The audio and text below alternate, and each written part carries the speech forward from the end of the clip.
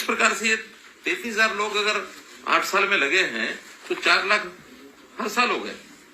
सरकारी नौकरी 1 ही लाख है, तो सरकारी नौकरी में तो 1-1.25 लाख से ज्यादा हो नहीं सकते। हर साल 20,000, 15,000, 20,000, हर किसी की अपेक्षा ये रहे कि हम सरकारी नौकरी प्राप्त करेंगे, दैट इज नॉट पॉसिबल। इसलिए बेरोजगारी का कोई आलम ऐसा हो कि सारे लोग यहाँ बेरोजगार दिखाने लग गए, तो इसलिए इस विषय को, जहां तक सरकारी नौकरियों का विषय है, जिससे हमने कॉमन पात्रता परीक्षा, कॉमन एलिजिबिलिटी टेस्ट, इसका प्रावधान किया था, वो ग्रुप सी का एग्जाम हो चुका है। उसका रिजल्ट आज कल में ही आने वाला है। रिजल्ट में कंपनी ने जो हमें मैसेज, हमने पूछा है कि भी कब आप घोषित करेंगे, तो उन्होंने कहा कि हमारा रिजल्ट जो परीक्षा का होता है वो तो तैयार है। अब उसमें कुछ आंकड़ा उन्होंने हमारे से मांगा हुआ है कि रिजर्वेशन जिनकी कैटेगरीज की है उनके कौन कौन से रोल नंबर हैं, और उसमें भी कुछ उनका पिछला जो बैकलॉग होता है उसके हिसाब से हमको उसकी थोड़ा निश्चित करना होता है कि भी कौन से वर्ग के ज्यादा जाएंगे, कौन से कम जाएंगे, कौन एक्स मैन है तो कौन से होंगे, स्पोर्ट्स पर्सन है तो कौन से होंगे। वो सारा डाटा उनको उपलब्ध करा दिया है, और मुझे लगता है 1 आध दिन में सारा करके और वेबसाइट पर डालेंगे।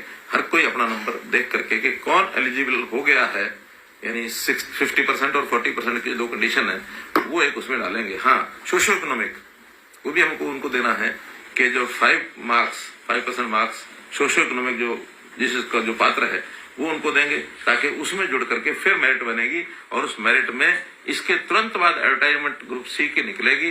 सी की एडवर्टाइजमेंट के लगभग 30,000 तो रिक्वेशन डिपार्टमेंट के पास आ गई है, 6,000 पुलिस की है, 36,000, और उस समय तक 1,000-2,000 बढ़ जाएगी। तो इस प्रकार से लगभग 36 और 40 के बीच में ये नौकरियां ग्रुप सी की अगले टीजीटी के अलग है, 74 टीजीटी के अलग है, बिल्कुल ठीक है। 36 और 43 इसी साल में हो जाएंगी। ग्रुप सी के इस पात्रता में से वो अगला जो रिजल्ट है उसी में से यानी परीक्षा हो जाएगी। फिर है ग्रुप डी। ग्रुप डी की भी एडवर्टाइजमेंट कभी भी निकल सकती है, क्योंकि उसमें रिक्वेशन लगभग सब की जा चुकी है। हम चाहते हैं कि ग्रुप सी की नौकरियां घोषित होने के बाद और ग्रुप डी का सीईटी हो, ताकि ये लोग दोबारा से जो सी में चुने जाएंगे, यानी जिनकी सिलेक्शन हो जाएगी, वो उनमें परीक्षा के लिए ना जाए। वरना हर किसी की इच्छा होती है पता नहीं सी में मिले ना मिले, डी में भी चले जाओ। तो कम से कम ये जो 30 से 40 या 40-45 हजार जो नौकरियां लग जाएंगी, इनको फिर सी में परीक्षा देने की दोबारा जरूरत नहीं है। बाकी लोग दोबारा देंगे। 3 साल के लिए ये जो कॉमन पात्रता परीक्षा है, ये उसी एक बार परीक्षा में उनको लगातार वो रह सकते हैं। तो ग्रुप सी का भी तो होगा, फिर हर साल वो हर साल का होना, लेकिन इनका 1 साल होने के बाद इनकी मेरिट 3 साल तक लागू रहेगी।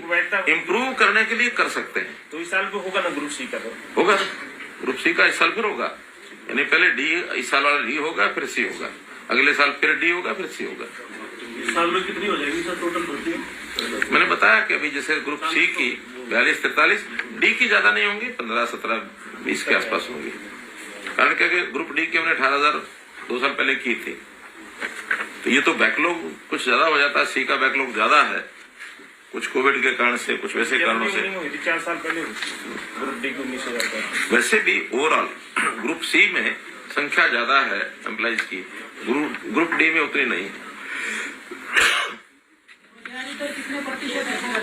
हाँ जी, वही तो मैंने बताया। अब देखिए, इसको भी बड़ा एक मैजिक सा एक आंकड़ा आएगा। अब 6.5 लाख आप 18 साल और 60 साल के बीच की संख्या का अगर प्रतिशत निकालेंगे तो ये लगभग 6% बैठेगा, क्योंकि 1-1.25 करोड़ आबादी होती है। और अगर इसको 2.5 करोड़ से हिसाब से निकालेंगे, 3.25 करोड़ के हिसाब से, तो 2.5% हो जाएगा, कम हो जाएगी परसेंटेज।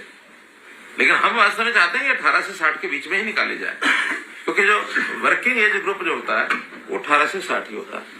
तो 18 से 60 के बीच में अगर करेंगे तो ये लगभग 6% के आसपास बैठेगा। ये तो वो डाटा है जो पढ़ा हुआ है या नहीं पढ़ा हुआ, 18 से 60 के बीच में उसने अगर कुछ लिखा हुआ मैं रोजगार नहीं कर रहा, तो वो डाटा है। हाँ, जो उसने लिखा मैं बेरोजगार हूँ, क्या वो पढ़ा है या नहीं पढ़ा? हाँ, उसमें कुछ नहीं।